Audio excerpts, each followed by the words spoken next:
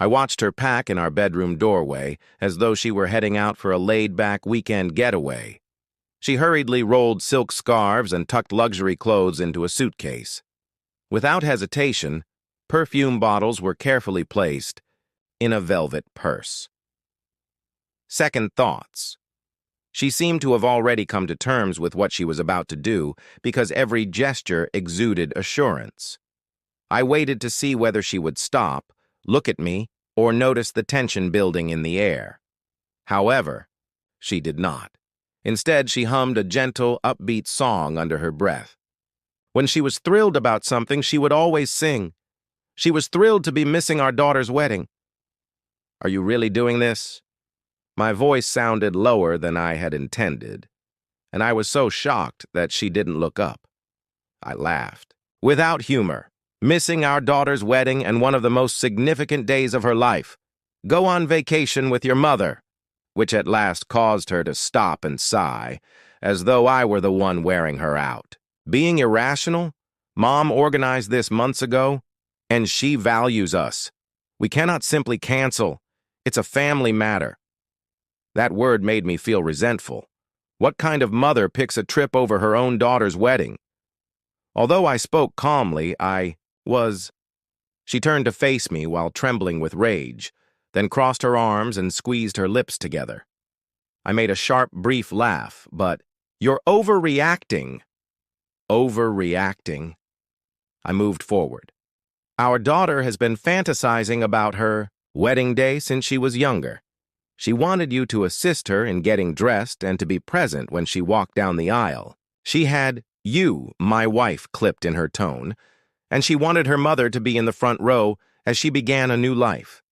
She has a lot of support, so she will be all right." I felt something inside of her as I looked at her. I had been aware for years that she prioritized her mother, and I had witnessed it in 1,000 different ways, different choices, but this one was unique.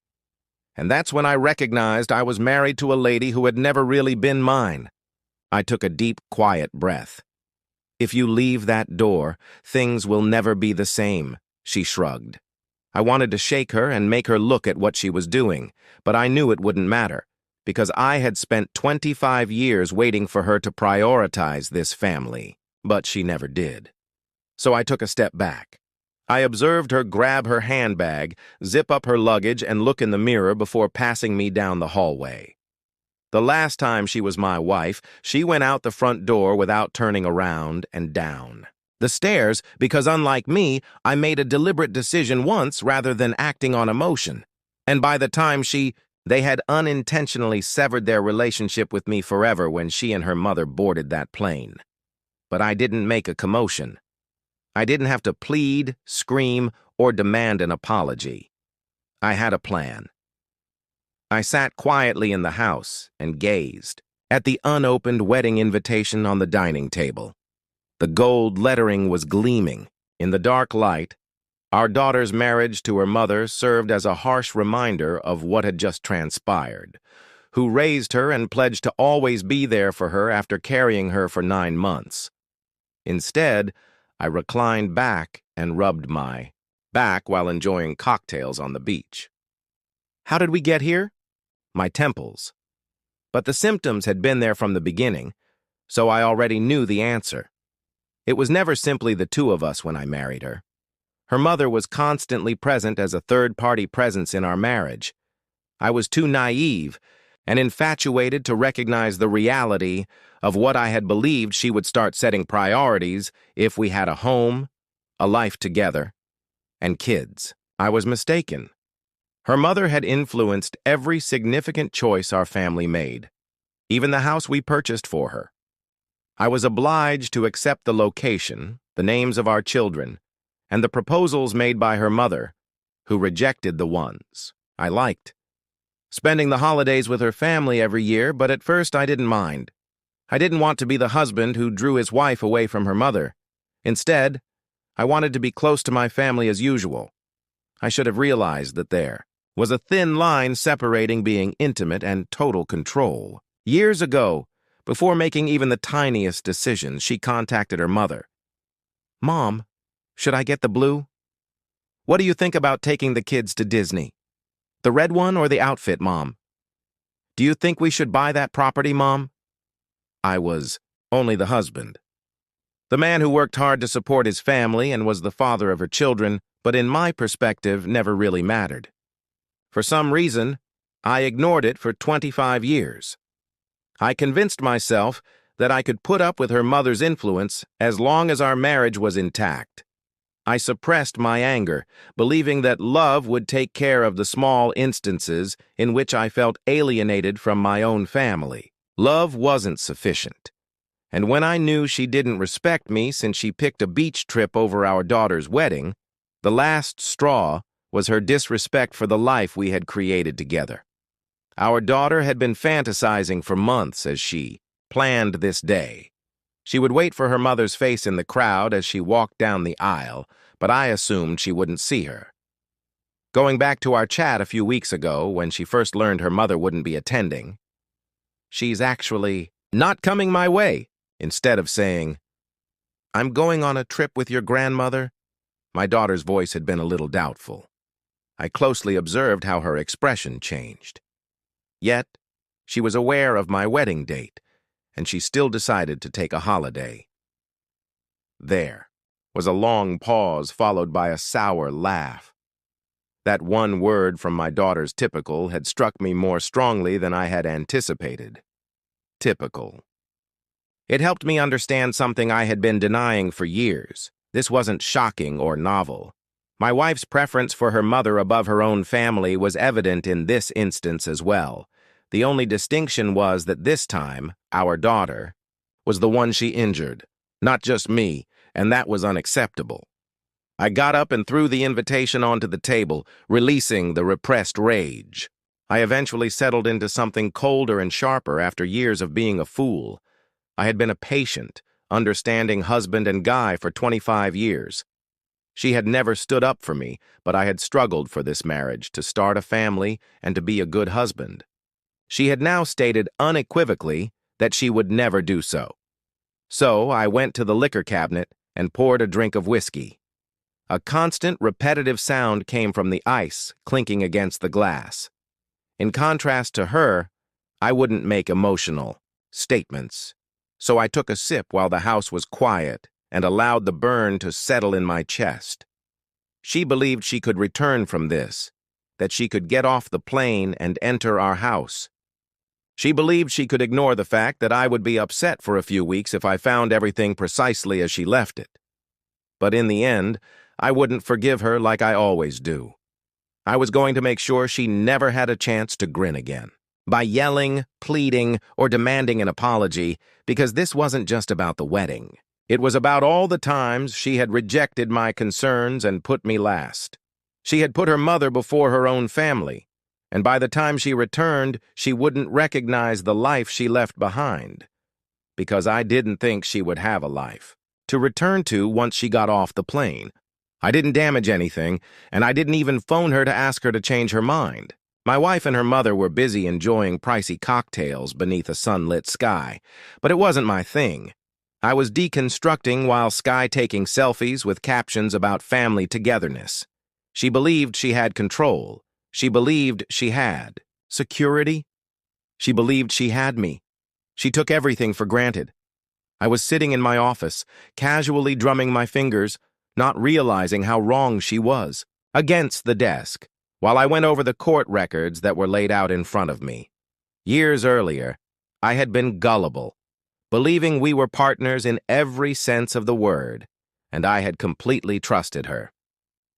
As time went on and she became more loyal to her mother, she stayed unflappable, taught me to be ready for everything, and didn't care about the specifics. Even though she was certain she enjoyed spending the money, she never bothered to inquire about its source, operation, or owner. That was my responsibility, and I fulfilled it. Over the years, I had ensured that our assets were arranged to my advantage, not intentionally at least. Not initially, but for my own protection. I was aware of my spouse and knew that she would choose her mother over me. I simply had no idea how far she would go. Now that I had my response, it was time to pretend that I chose I picked up my phone, made the initial call, and said, "Go ahead with the transfer."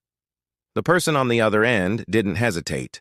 I relaxed back in my chair, understanding that everything would be resolved by the end of the week. That was one aspect of the plan. My wife thought that our house was untouchable and that she would always have it fall, so she put a puzzle in place. She was mistaken, though, because when we first purchased the house, I had set up the ownership under my name. She never questioned it after all, and my company kept it beyond her legal grasp. She neglected one thing because she was too eager to focus on luxury vacations. When she returned from that plane trip, she would find everything gone. If she ever tried to claim ownership, it wouldn't matter because I had already arranged for a cleaner solution. She believed we were partners, but the truth was, I had already cut her loose in more ways than one. I cut her off, but it was never. Your quiet became stiff and weighty, and suddenly it broke. Well, you took everything. I grinned, but you revealed it as you left. Dear daughter, you gave me all I needed when you put your mother before your family, but you didn't.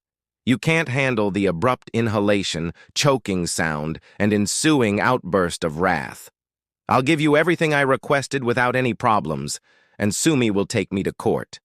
With what money? Her breath caught. She understood the solution, and I let the pause grow. Enjoy your new life, my love, and before you inflict the final blow, drag once more.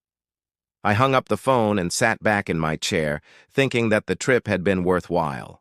I realized was, at last, free for the first time in 25 years, something she had never experienced. Genuine terror in the past, not the sort that makes your ribs stiff and causes your lungs to stop breathing.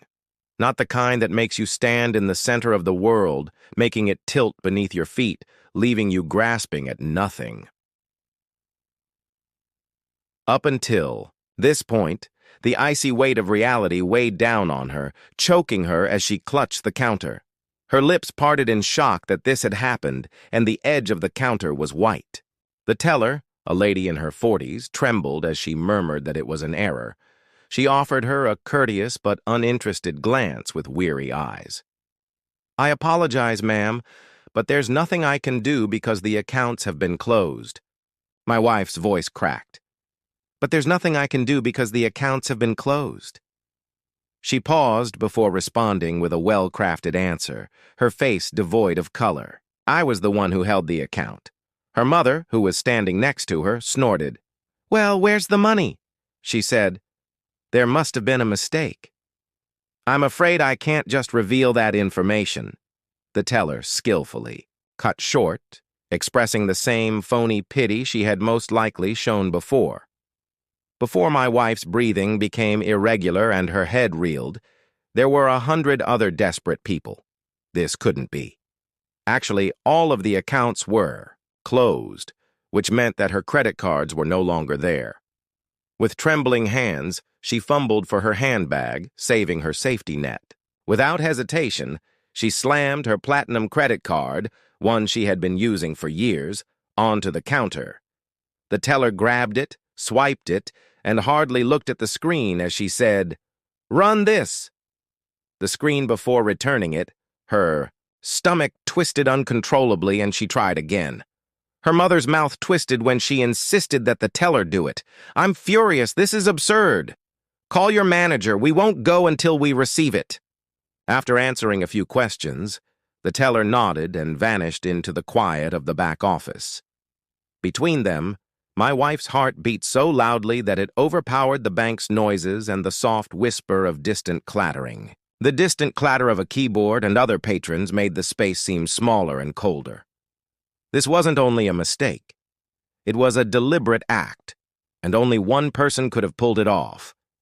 She swallowed hard and took out her phone, her fingers fumbling awkwardly as she launched our bank app. After what seemed like an eternity of spinning loading, her account was not found.